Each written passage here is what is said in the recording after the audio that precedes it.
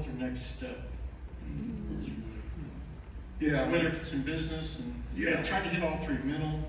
Okay. I mean, you've already covered the physical, but mental, spiritual, and Yeah. financial. The first one is, and I know you know I'm going to say this, I would say pray about it for Yeah. clarity and discernment. But here's the big one. Take a step.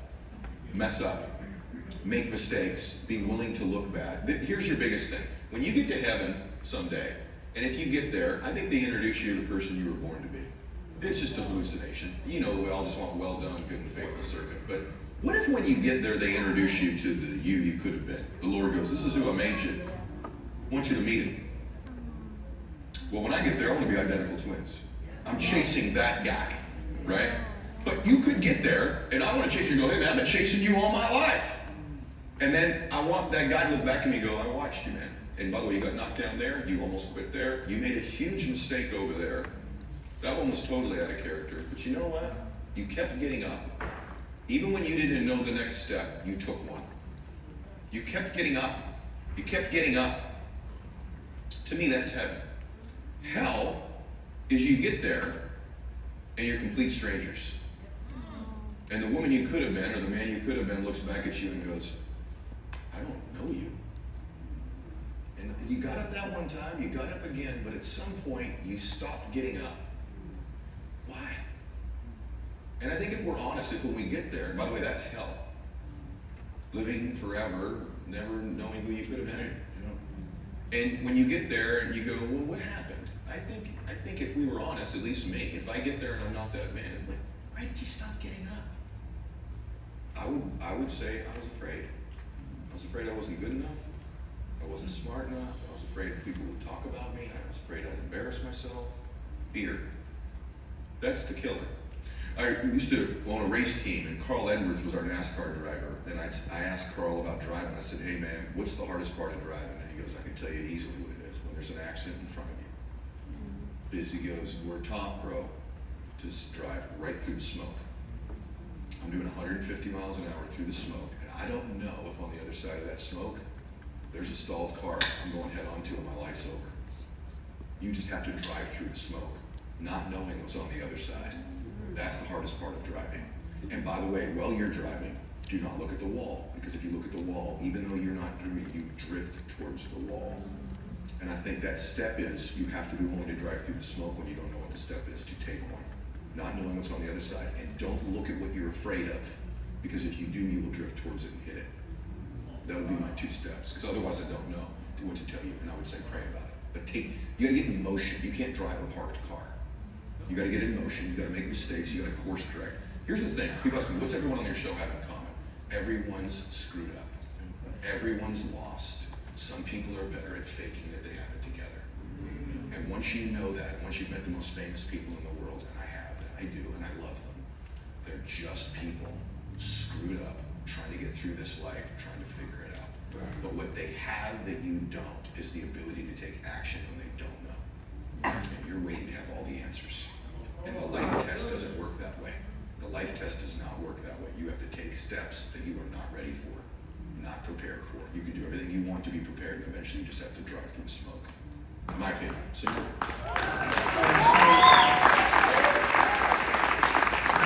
Last question. So he's been great, hasn't he?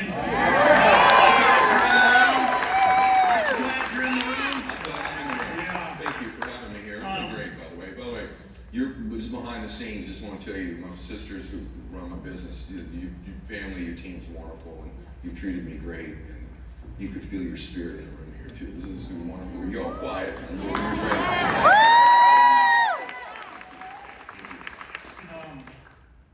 I know that, I've watched a lot of your podcasts, and, I especially like you were on there with John's financial one. That's where I tried about a year and a half ago. Who's this? John Maxwell's financial. Oh, yeah. You told me that. Yeah, I spoke for John. Yes. Yeah, and you brought solid stuff with practical application. Thank you. Different from a lot of the other guys. I think you're like the fourth one you had on there. I go, man, that dude's choice right there. Thank you. Yeah, and I mean it from the bottom of my heart. And You told me that privately, so yeah, thank you. Yeah, and I felt like the Lord really did something within my heart there. Just put a spiritual Well, here we are. brotherly love. Here we are. And here we are. Likewise, brother. Yeah. Far as Thinking Partners mentorship, Mm-hmm.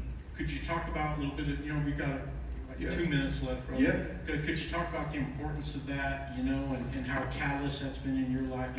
How it can help them as a thinking partner? Yeah, I'll make it easy for you. There's a Chinese proverb that says, if you want to know the road ahead, ask those coming back. It's just the quickest way. And so I'm a product of mentors. I'm joking about that story with Tony, but Tony's helped me. John Maxwell's helped me. I've had pastors help me, business people. I'll tell you quick. I bought a house. This is a brag thing, but it'll give you an idea of what I think getting into mentorship is valuable.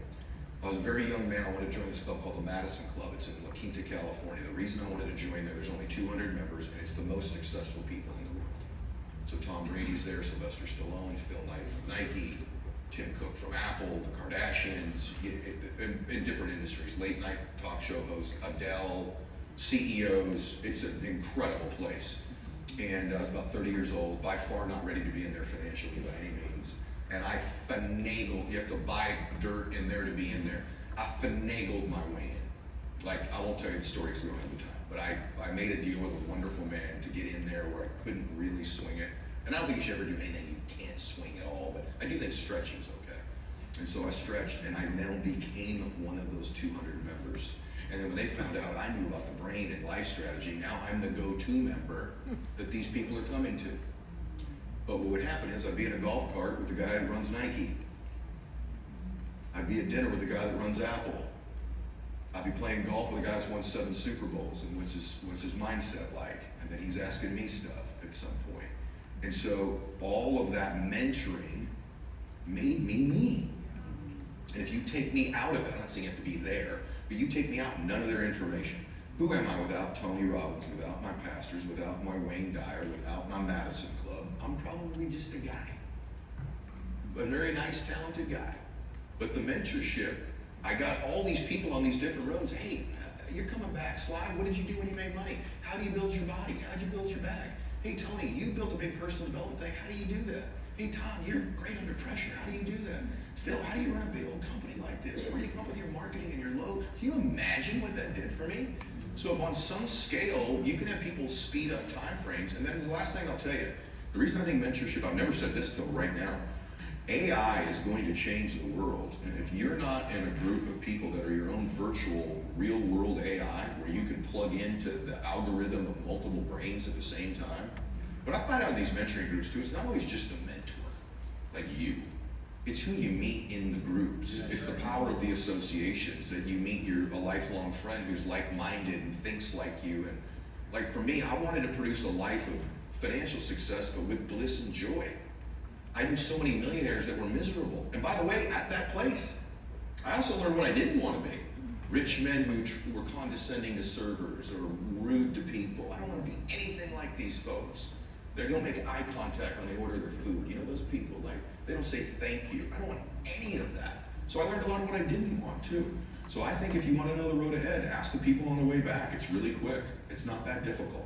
The work is hard, but getting the information shouldn't be. And so I'm a huge proponent of mentorship. I believe it's everything. I want my son, the last thing I'll say is that my son, I'm his dad, so I have influence on him, but I'm his dad, right? So one of the great blessings of having my show and the relationships that I have is the people I've been able to handpick to mentor my son. And so it's pretty cool when you finish a round of golf and Tim Grover's calling you, who coached Jordan and Kobe, and goes, hey, 73, that's a bunch of crap. What's wrong with you today? I don't have to do any of that with my kid, you know? So I'm a big believer in mentorship, so much so that I've put my kids in. Well, Ed, may the Lord I continue love to you, bless brother. you with the help of